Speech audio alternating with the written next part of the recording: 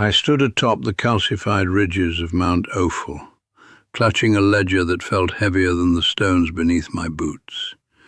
My name is Thalamos, and for 3 decades I was a virtuoso of the vacuum. I lived within the tight, suffocating geometry of the silo mindset. Every coin I earned was a prisoner, every dividend a hostage. I believed, with a fervor that bordered on the religious, that the only way to survive the coming storms of the world was to build a wall of paper and gold so high that the wind could never find me. I was a master of the hoard, a titan of the tiny, a man who knew the price of everything and the flow of nothing. My life was a series of closed doors, sealed envelopes and locked vaults. I thought I was safe.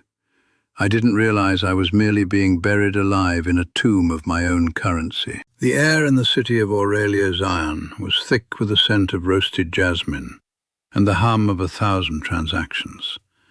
It was a place where wealth didn't just sit, it danced. But I didn't dance. I shuffled. I walked the narrow alleys with my eyes downcast, calculating the depreciation of my leather sandals, oblivious to the fact that the very ground I walked upon was vibrating with a secret I had yet to learn. My turning point didn't come from a market crash or a sudden loss. It came from a man named Manoah, an elder whose eyes held the clarity of polished sapphire, and whose hands, though aged, never seemed to clench. I met Manoah in the courtyard of the Whispering Waters. I was there because I had heard he possessed a reserve that never dwindled, a fortune that seemed to defy the laws of mathematics. I approached him with my ledger in hand, ready to show him my discipline. I wanted him to validate my frugality. I wanted him to tell me that my parsimony was a virtue. Instead, he looked at my clenched fists and laughed, a sound like silver bells ringing in a cathedral. "Thalamos," he said, his voice a gentle current. "You are trying to catch the ocean in a thimble. You think you are protecting your future, but you are actually strangling it. You have forgotten the first law of the ancient covenant. Wealth is not a solid, it is a liquid. When you freeze it, it becomes a weapon that can shatter. When you let it flow, it becomes the blood of the world." This was the beginning of my descent into a truth that felt like heresy. He told me to stop saving. He told me that the elite habit, the ancient whispered secret that had built empires and sustained generations through the harshest winters of history, was not the accumulation of the stagnant, but the mastery of the circulation. He called it the circadian wealth pulse. The tension in my chest tightened. If I do not save, Manoah, the void will swallow me. If I do not hold, I have nothing. He leaned in, the scent of old parchment and cedarwood clinging to him. "You have nothing now, Thalamos. You have a pile of dead leaves.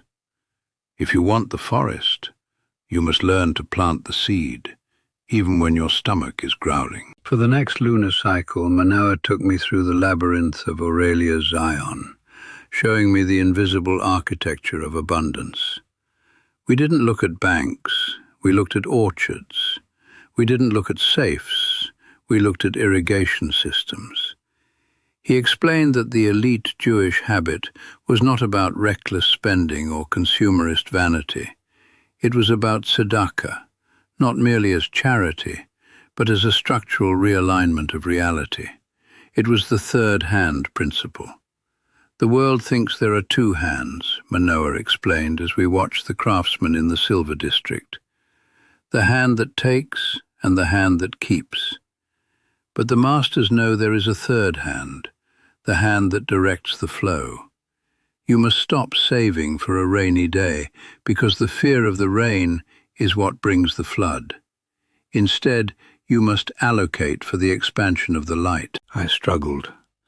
Every time I went to set aside my usual 70% of earnings into the death vault, as Manoah called it, my heart would race. The fear was a physical presence, a cold spectre sitting on my shoulder. What if the market turned? What if the harvests failed? What if my name was forgotten in the halls of commerce? The escalation of my anxiety reached a fever pitch when Manoa gave me a task that felt like financial suicide. There was a young artisan named Elian, a weaver of light threads who had lost his loom in a fire. He was a stranger to me. Manoa told me to take the entirety of my emergency fund, the gold I had spent 10 years sweating over, and give it to Elian. Not as a loan, not for a share of his business, but as a circulation event. "This is the twist in the fabric of the universe," Manoa whispered. "If you do this, you break the curse of the horde. You move from the realm of addition to the realm of multiplication. You are no longer a man with a bank account. You become a conduit for the infinite." I spent 3 nights without sleep. I looked at the gold. I looked at the walls of my small, cold apartment. I realized that despite my savings, I was miserable. I was lonely. I was stagnant. My wealth had bought me nothing but the privilege of worrying about it. On the 4th morning, with trembling hands, I brought the chest to Elian's scorched workshop.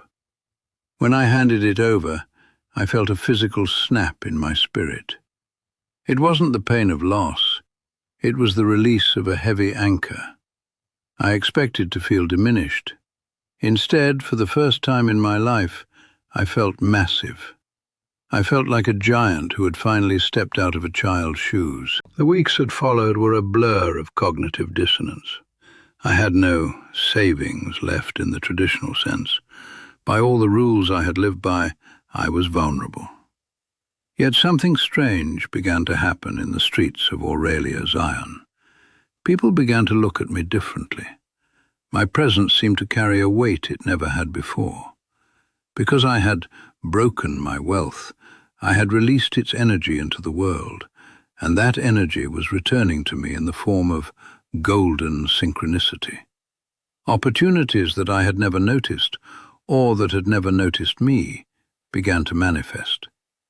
A merchant named Zafira approached me with a proposal for a trade route that required not my gold, but my newfound reputation as a flow master. A scholar named Vesper offered me insights into the invisible markets that I could never have seen through the dust of my ledger. The twist was this. By stopping the act of saving, which is an act of fear based on the belief in scarcity, I had aligned myself with the actual nature of the universe, which is one of infinite, exploding abundance. The elite habit wasn't about the money itself. It was about the frequency of the person holding it. The habit was to constantly move resources into high-frequency channels: education, community, innovation, and the lifting of others, knowing that the cistern of the self is always refilled by the spring of the whole. Manoa found me months later, sitting in a garden that I had helped fund. I was no longer the man from Mount Ophel. I was Thalamos of the Open Gate. My wealth had quadrupled, but it never stayed in one place long enough to gather the rust of the hoarder. It moved through me like a river, and as it moved, it nourished everything it touched, including myself. "You see," Manoa said, plucking a pomegranate and breaking it open to reveal the glistening seeds. "The seed that is saved in the jar stays a seed until it rots. The seed that is lost to the soil creates a forest. The elites of our tradition never saved gold. They saved the flow. They understood that the only way to have massive abundance is to make yourself indispensable to the movement of life." I looked at my hands. They were open. My ledger was gone, replaced by a map of connections, a network of souls, and a deep, unshakable peace. I had stopped saving for a life I was too afraid to live, and in doing so, I had finally begun to live a life worth saving. The conclusion of my journey brought me to a realization that I now pass to you. The walls you build to protect yourself are the same walls that keep your blessings from reaching you. The elite habit is the courage to trust the circulation. It is the wisdom to know that you are not a bucket, but a pipe. And the wider the pipe, the more the universe can pour through you. If you are tired of the dry, dusty math of just enough, if you are weary of the heavy ledger and the cold vault, then it is time to change your frequency. It is time to stop hoarding the seeds and start planting the forest. This is not just a financial strategy, it is a soul alignment that transforms the very fabric of your reality. I invite you to step out of the silo mindset and join the covenant of circulation. The world is waiting for your flow. The abundance you seek is not hidden in a bank.